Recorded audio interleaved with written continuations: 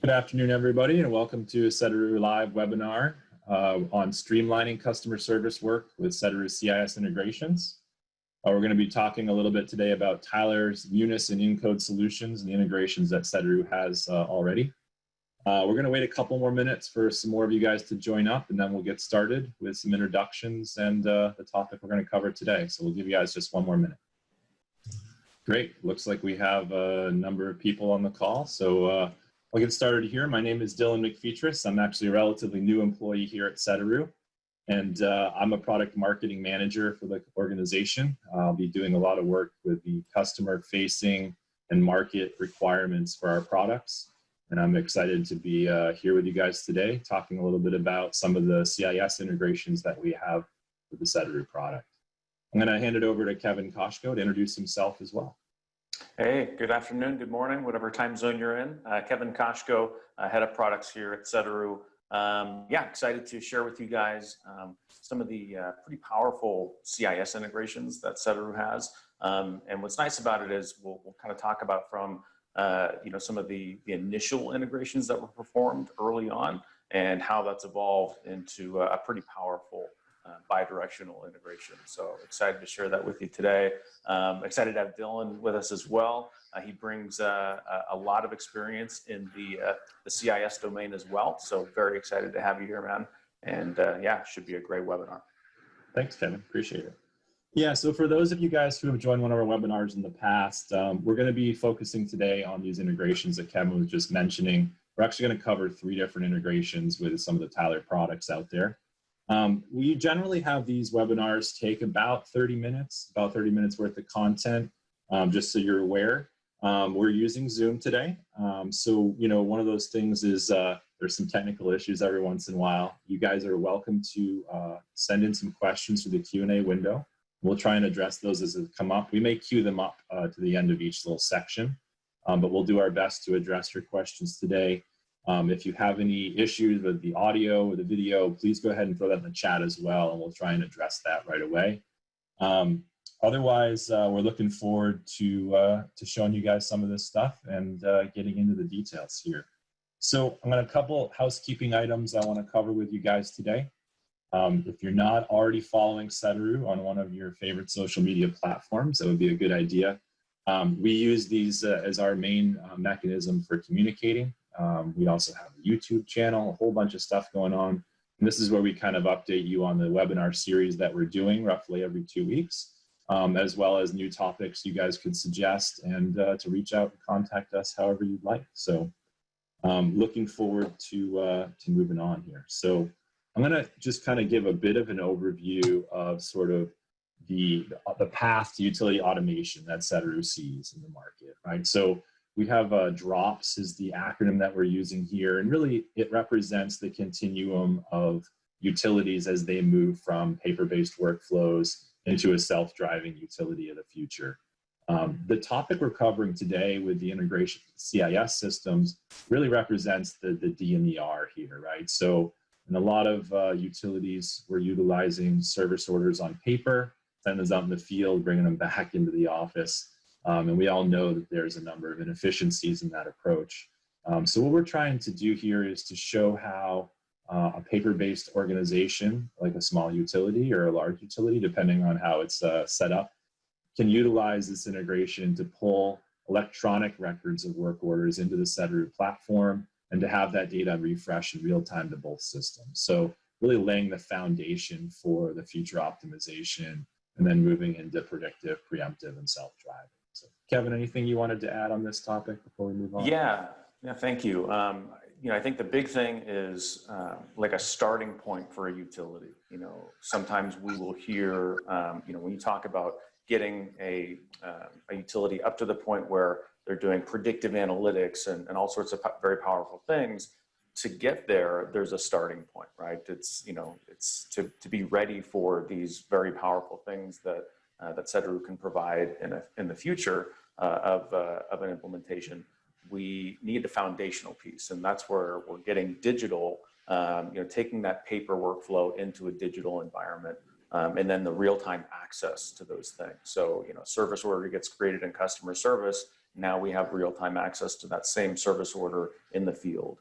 And then even getting a little bit into the optimization, where now we are able to optimize efficiency, we're able to get to our work more quickly, we're able to optimize those service orders in a way that actually helps us to do more with less. So yeah, so it's a great kind of foundation, and really you're getting the benefit of D, R, and O to your utility. I knew I forgot something. Thank you. Good. All right, so let's just kind of give you a quick overview of the 3 integrations we're going to talk about today. These are really kind of in order that they were developed here, as well as the order of increasing levels of functionality and bidirectionality, if that's a word. So we're going to talk about a Munis UBCIS unidirectional integration that we created for an existing customer that's available using database views. Definitely keeps some of the data in sync and allows for electronic work orders in the field. Then we'll talk a little bit about the Encode UB bidirectional integration using a custom API developed with Tyler. And this allows for work orders to flow from Encode out into the field and then back. And then the final one we're going to tackle today is a new bidirectional integration that we're working on right now, rolling out here in July, utilizing Munis's open API. And this one is going to be able to keep all of the different aspects of the work order system in sync, including labor, equipment, materials, payroll, those types of things. So with that, Kevin, I'll hand it over to you to start talking a little bit about this first one on the list today. Yep, that sounds real good. Let me share screen here.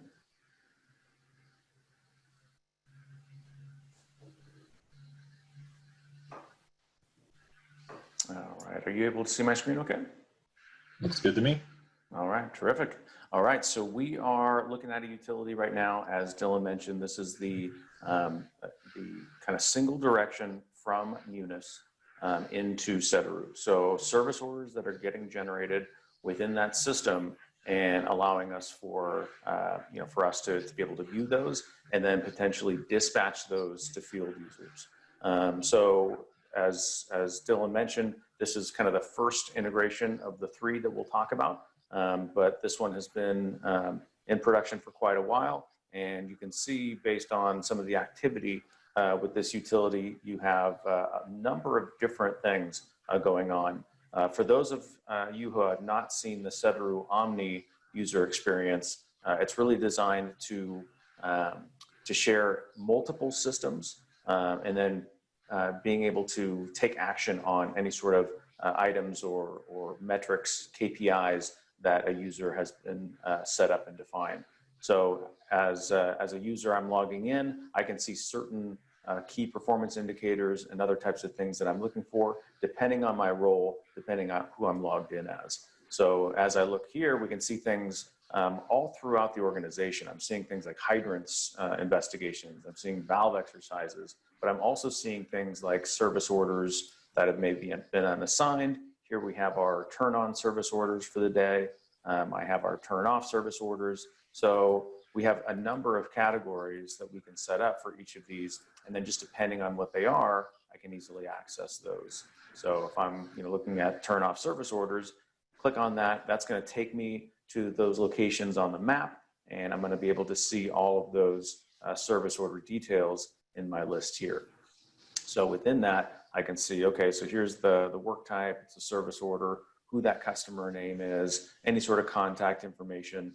And at any point in time, I can now make an update and assign that to someone from the team. So this comes in directly from Munis unassigned. Now I can send that to someone, select 1 or more users from the team, and then send that off, and they'll have access to it on their mobile device. So we'll talk a little bit about the field data collection and the Sedaru Field Force app at kind of part 2 of this of today's webinar. So, and then just if you need to kind of drill into the details a little bit, so that's where we'll be able to have kind of some of those key elements from the account. So being able to pull all that in and have a good access to some of that data, that's another business system away. So, So Awesome. with that, yeah, and then, as far as, the ability to kind of look at the different things in correlation with other events, I find it pretty interesting when you're utilizing something like Sedaru Omni here, where we have, here's this, some valve exercising activity that's going on. And then you can see there's service requests kind of within that. And, kind of drilling into this one here. So, they're doing a whole bunch of valve exercising in the area. And then we see that this service order has a leak complaint. So, it's, is it possible that that was due to some of the valve exercising? We don't know, but it's, being able to define and see multiple systems worth of data together really paints a nice picture and tells us a story of what could be going on, even, before something could happen. So kind of a, powerful way to incorporate multiple systems in one. Awesome. Thank you, Kevin. Yeah, you bet. So Dylan, if you want to jump back to the slide, we can talk a little bit about the second one here. Sounds great. Yeah. Awesome.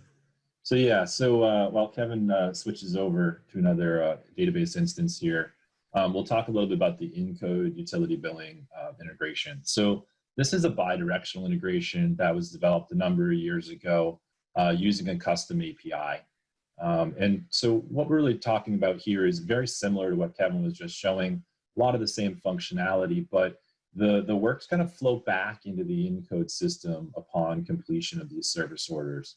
And as Kevin teased a little bit, we're going to show you how that works out in the field, right? So we're going to show how the field workers are going to actually utilize those service requests that Kevin was just showing in their field data collection applications. I think in this case, I think you're going to show us on an iPad, Kevin, is that right? Yep, that is right. Okay, awesome. And then what you'll see is as we make those changes, that data is going to flow back into Encode. We're obviously not going to show you the Encode system today, but otherwise we'll be able to kind of show how that data flows in both directions and how that helps keep your utility even better in sync with real-time integrations. Yep. All right, so let me jump back to my screen here.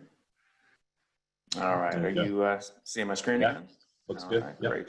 All right, so here's another example. This is the Encode integration, and right now I'm looking at kind of same type of thing, right? So we have combination of different work orders taking place. Everything from like well logs and pump inspections, valve exercising, and in this case, our different service orders. So these are the 12 open ones right now, and then we have other categories, whether they're ready to close. Different ones based on the type of work orders, if they're construction based or conservation based. So we'll be able to categorize those as well. And then also be able to keep track of, those service orders open and completed over time. So if I'm looking here, same type of thing. I have my panel on the right that's going to show me the service order details here. And from there, I can just kind of drill into each one and check out the details. So if I, pull in and just check out this, new meter set here, priority, created by, created date, all of that, access within this experience. So I'm going to jump over to the field crew side so we can see what they're actually seeing. All right, and dragging over my iPad, you can see that iPad device here. Let me display full screen. And just want to confirm you guys can still see my screen okay? Yeah, it looks good. Great.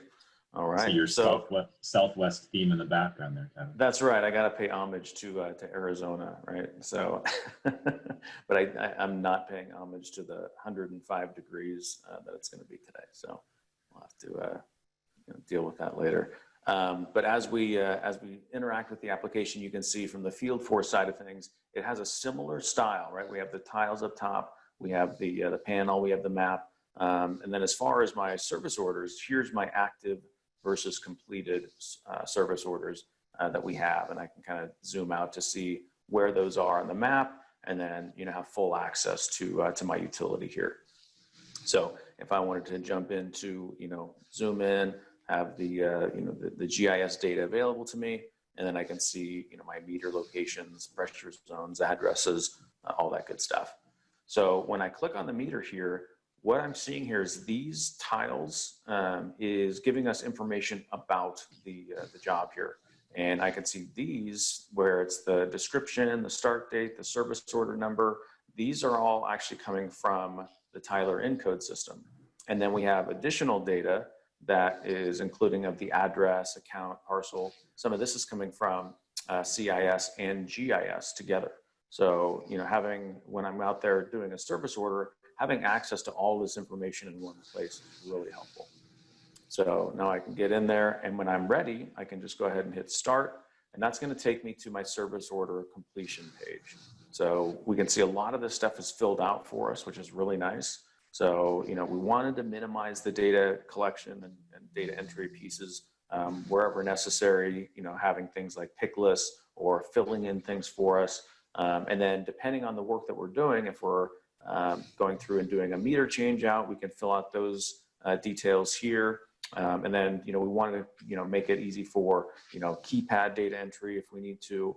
So, you know, kind of an old serial and new serial number, you'd be able to easily add that. And then there's a lot of also powerful things related to water loss and other things that, depending on what you're doing with the meter, if I entered in some details here based on the crack width, you know, hole diameter, you'd actually be able to, you know, based on pressure and other types of entries here, it's going to keep track of, you know, the gallons per minute. And then depending on how long the leak was, now we can see how many gallons we lost. And then of course I can take photos, I can incorporate other notes into this here. So this is kind of set up where I can fill out some completion notes. This goes right back into Encode as well. But there's a number of ways that you can kind of set it up where you have kind of this, you know, text field here that has a lot of detail, or we can set it up actually so one of these tiles, you know, you set one up for each category, and then that gets pushed into the Tyler system as well. So, but you can see here, you know, wanted to make a very straightforward user experience when I'm filling out service orders, but also do kind of extend that into other powerful things. Now I'm keeping track of water loss. Now I'm keeping, you know, I'm doing some automated calculations depending on what we want to capture here. So. Awesome. And Kevin, that form there is dynamic, correct? That's part of what we do through the implementation, right? Is define which values they want to have pick lists for and entry fields. Absolutely, yeah, great point. So all of these are totally customizable. The nice thing is we've done this enough times where we have a great kind of best practices. So, you know, these are the forms we recommend. This, you know, a good percentage of utilities kind of has it laid out like this. And then of course you can take it, extend it from there, and you know, we'll fully support that. So yeah, a lot of flexibility. Awesome. Okay.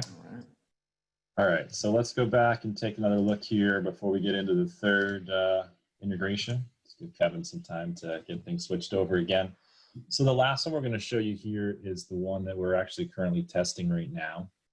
So this is a bidirectional integration using Munis UBCIS has a new open API. So we're coding up to their specific requirements in terms of data access. This is going to give us an additional level of granularity here. Everything Kevin was just showing you in terms of integration with your standard CIS data, this is actually going to extend further to the kind of larger ERP data system that Munis has, including payroll, inventory, employee information, as well as potential for vendors. So this is a much more robust integration. It includes additional pieces of data and allows for that same flow of data into Sedaru and then back to the Munis system in this case. But it additionally includes the payroll information and some of the other costs associated in inventory pulls associated with the work done in the field. All right, yeah, and just give me one more minute. So I was actually looking at a couple different options here, but you know, basically from the office perspective, nothing's much different. So what we saw with the Sedaru Omni experience is a service order gets generated in Munis, and then with that service order, that can automatically be kicked out to Sedaru from the field force side for them to enter in the details and then send that back into the system, or using Sedaru Omni just to reassign and see those service order locations on the map. So the cool thing is, I mean, with the integrations that we've just shown you, there's really not a big difference as far as when, from 1 and 2 to 3. 3 is just really taking all of that data that you just saw and bringing that back into Munis, completely bidirectionally. And then Dylan, as far as some of the other kind of details of data going back, what were some of the things that we had talked about? And we talked with the LEM updates, and how about general ledger components as well? Yeah, absolutely. So there's a whole kind of aspect to this that you want to obviously be able to track the costs associated with certain types of work orders. And what this is going to allow us to do really is to capture which employees coming out of the Munis system are working on a particular work order. As Kevin was just showing those pick lists before, one of the options in this type of interface is it will allow us to say how many hours did each of these people work. It's actually going to have additionally a live update of inventory.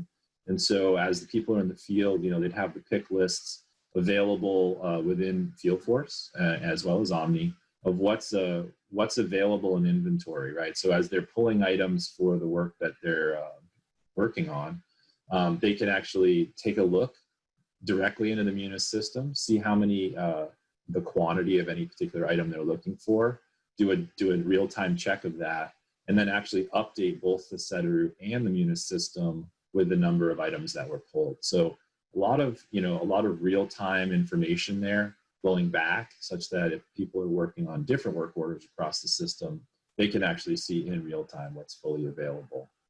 So a lot of that will really, really flesh out, like I said, bring it beyond just a CIS integration into more of a full ERP aspect where they can see the labor costs associated with the work that's being performed. You bet. All right, so yeah, let's go ahead and take a look at this example. Just making sure you can still see my screen okay? Yep, it's looking good. Great. All right, so some of the difference with regards to the things that Dylan mentioned, we're talking about like inventory, we're talking about labor hours and other things. So if we look at something a little bit more complex, we have the ability to basically get into the work order here, but we're presented with a more comprehensive summary of everything related to this service order. So we have the summary, which is basically showing things like the type of work, who it's assigned to, the status, location, details on that. We can access that work order asset, so the meter that's associated with that. If there's associated tasks, we can incorporate that here. So from a in this case, like if we're having an inspection, set meter, read meter, submit permit, do a test inspection on it. So there can be kind of a combination of different things as part of a service order. And then, entering in our time, material, equipment here, we have an easy way to do that. So I can jump in and, I can include this person. I can put in hours, based on that, go ahead and check that, hit save. So now I have employee time associated with that. And then again, here is our materials list. So, based on what we have in inventory, so that would be, available, and then it would check based on, whatever we selected here. And then if we said, this many units, it would at that point let us know, okay, well, do you have any quantity on hand, yes or no, to determine that as well. And then of course, if there's any equipment or other details added to that, we'd be able to easily include that here within this experience. So, as we get into a more bidirectional, flow, now the costs that are associated with these service orders can all come in as part of, that workflow. So, all right. So that was kind of the, the high level overview of the, updates when we're talking about, the bidirectional with Munis. So back to you, Dylan. Awesome, Kevin. Thank you. Appreciate it. So guys, hopefully you saw sort of the different integrations that we talked through today. We have these 3 integrations that we have been focusing on. Sorry, I'm trying to get it back on screen for you. There we go. And so, that really kind of concludes the topic that we were planning to cover today. We'd love to answer some questions, see if anyone has any questions about what we've shown. or comments. Anything would be helpful. If we can help answer any of your questions, please just let us know. We'll give it a minute or two here. I don't see that any have come in yet, but if anyone's furiously typing, I don't want to stop the webinar on you at the moment. Either way, while we're waiting for a minute here, I just want to say, we really do appreciate you guys coming and attending. We feel like this is a topic that's important to utilities in terms of trying to understand how they can get a more fluid flow of data throughout the system, both digital and in real time, and help them optimize their operations. There's a number of other topics that we currently have scheduled, and if you go out to any of our social media platform sites, you can see sort of a listing of what we have scheduled in the next couple of weeks. I know we have one in about 2 weeks. I can't remember the topic off the top of my head, but hopefully we're addressing your questions in general about how Sedaru can help your utility, on your path to optimization and to being a self-driving car. At the moment, though, we also would love to hear from you guys if you have topics you would like us to cover in the future webinar series. We're currently, like I said, doing about 2 of these a month and hoping to continue to engage with you guys, both our current clients and our prospective clients, as to how we can help. All right, I got a question for you, Dylan, or for us. Sure. So if a utility has the Munis system for service orders, can we also use Sedaru for other work orders? And yeah, the answer is yes. So yeah, we can. There's several examples where we would have basically Munis providing incoming service orders related to just the customer service pieces. And then Sedaru being able to handle all of the other work orders for like the valve work or pipeline repairs and other maintenance. So yeah, so you definitely don't have to have necessarily the Munis EAM components, right? Or there's other things that you can just use separately, and then just using the utility billing module to handle service requests. So you can have kind of a hybrid environment. Yeah, I think that's a good point, Kevin. I mean, what's nice about the way that we surface that data in both Omni and Field Force is that's a blending of those two, right? There's an easy way to differentiate which of those came from customer service, but also the value of seeing them sort of and prioritizing them without having to look at them independently. I think that really adds a nice feature to it. Yep. And I did see a quick comment about the available in July. So we're actually testing the integration right now. This is a new thing from the Munis side, is this open API. And so we're really excited to get this out in the field with a couple of clients here next month, right? So this is something we're really hoping will make a difference to the number of utilities out there that are using the Tyler products. That's great. All right, well, I don't see any other questions, so wanted to, again, thank you guys very much and hope that this was an informative session for you guys. This will be available on our platforms here once we get the recording set up, so you're welcome to go ahead and take a look at this again or share it with others. As I said, if you join us or follow us on any of the different platforms, you'll be made aware of all future webinars that we have in this series this summer, and look forward to talking to you all again. All right, yeah. Thanks again. Thank you so much. All right, have a good day, guys.